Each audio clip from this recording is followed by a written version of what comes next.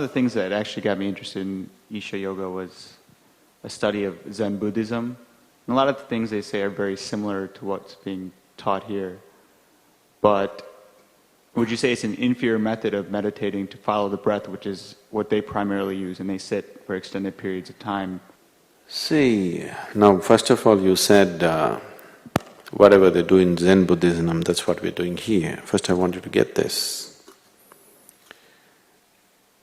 As it is, Buddhist way of life is just about 2400 years old. Zen is just about probably somewhere between 8 to 1200 years old. The word Zen. Dhyan. You know what's dhyan? Dhyan means generally… See, the English word meditation doesn't mean anything, this must be understood. You can close your eyes and sit and that's called meditation.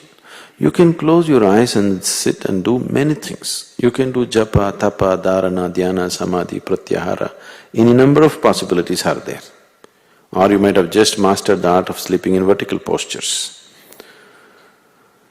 So, the word dhyan indicates a particular dimension. Dhyan was taken on to outside the country, to China, where it became Chan. Chan, somewhere down, when it flowed down to Far Eastern countries, it became Zen. So, what became Zen is just a mispronunciation of the word dhyan or a language transmutation that happened as it traveled from culture to culture. So they're talking about dhyan. Dhyan is of various aspects. I cannot go into all the details now. Now they're teaching you watching of the breath, which Buddha called as Satipatthana, but for ages yoga called it Anapanasati Yoga. So these are not new to Buddhism, these have been always there. One of the simplest ways to become meditative is to watch the breath. It's very simple. If you're just watching the process of breath as probably, I don't know what type you've been exposed to, but generally they're teaching you to watch the sensations that are created by the breath. You don't see the breath, you only see the sensations that are caused by the movement of the breath. That is the most rudimentary way of doing it. There are other ways of doing the breath which are completely different. In yoga, breath is known as the Kurmanadi. If you follow the breath, not by watching sensations, there are other ways to follow the breath itself, not the sensation. If you follow the breath, it will take you to that point where you are tied to the body. See, if I take away your breath now, your body will fall away from you, isn't it? Isn't it so? Right now it's your breath which is tying you to the body.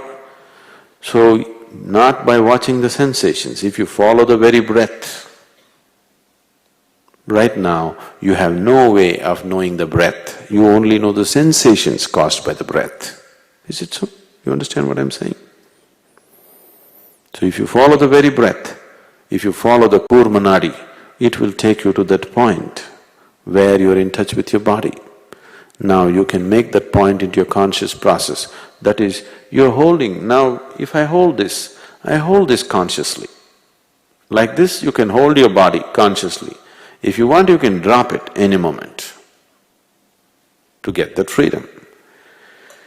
So whatever is being taught as Zen is just… I'm not saying it's inferior, it's a beautiful way.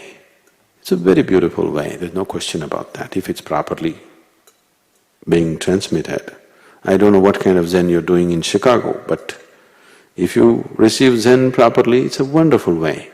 And it's not just about meditation, it's about changing your whole life.